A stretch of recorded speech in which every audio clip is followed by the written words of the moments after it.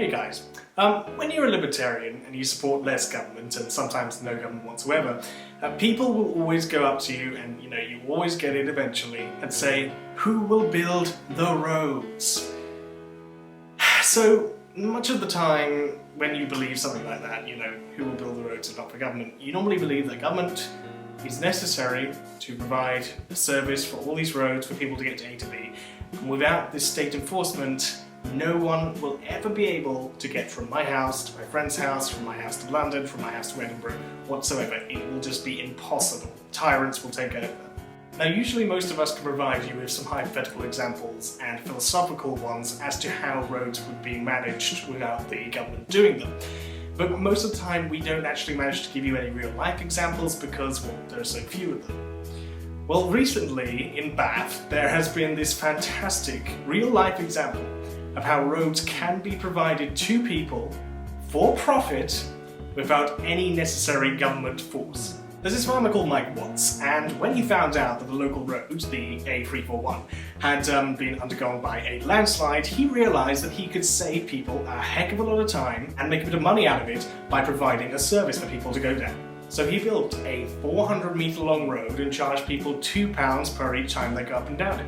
He spent over £300,000 on this road. It's taken him only 10 days to make. Really fast considering that only 3 other people were doing it. Things go faster when profit is involved. He's done it without any actual planning permission, so technically under the eyes of the law he's doing it illegally, and he's getting loads of business because the only other option that people have is to drive around diversion for about an hour to get to their destination, wasting loads and loads of time and loads of fuel money. So, it's a fantastic operation. Not only that, he's provided the local businesses, who otherwise would have died out from lack of business, to stay in business because the road is still alive. Now, what I find just so, ridiculous is people go around saying profit is a horrible thing, because all it does is it makes things into a pound sign, everything just goes suddenly into money. Can we imagine this situation, this road situation, for a second if we weren't allowed to have profit? If profit was completely prohibited. There would be no road if we didn't have profit. The very ability to make profit out of a situation enables people like us to create new things, to improve existing services, to get people from A to B, to create fucking roads. This guy isn't charging extortionate rates, he's simply charging rates that are better than the alternative, as are most things done in business. Now, the original road, by the way, which suffered an accident back in July, won't be fixed until Christmas. Okay, so there's 10 days, that Mike's Road cost to build, right? 5 months to rebuild that road. 10 days, 5 months. Okay, if that happened to Mike's Road, if Mike's Road suffered a landslip, he would be going, right, okay, we're not making enough profit by doing this road because it's unusable. We need to make profit now by fixing that road. So they have the incentive to improve their road, to make things better so they can make money. Right? It's not evil to make money, it's simply common sense. The government doesn't have the incentive to go and do it immediately. It can think, fuck it, I'll do it some other day. And so you can see through this use of voluntary cooperation between 2 parties or more that people can coexist together peacefully without theft and murder.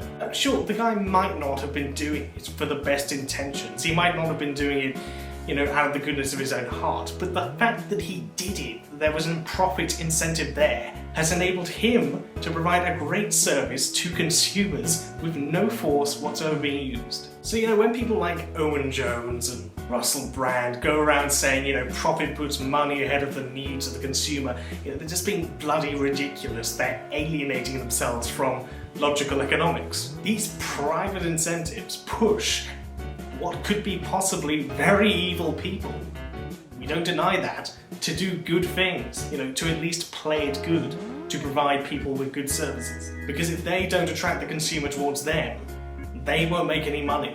Other businesses will get that money. Now, would you rather have that, or would you rather have a bunch of politicians, who don't have the incentive to provide good services, they only have the incentive to provide good promises, which is what they always do. We grow up, we know that they're not doing any good. We can do it better ourselves. People like Mike, who can provide good services to consumers. And he doesn't need any necessary coercion to do it. Only persuasion, which is far, far, far better and far, far more moral. So when people ask the question, who will build the roads?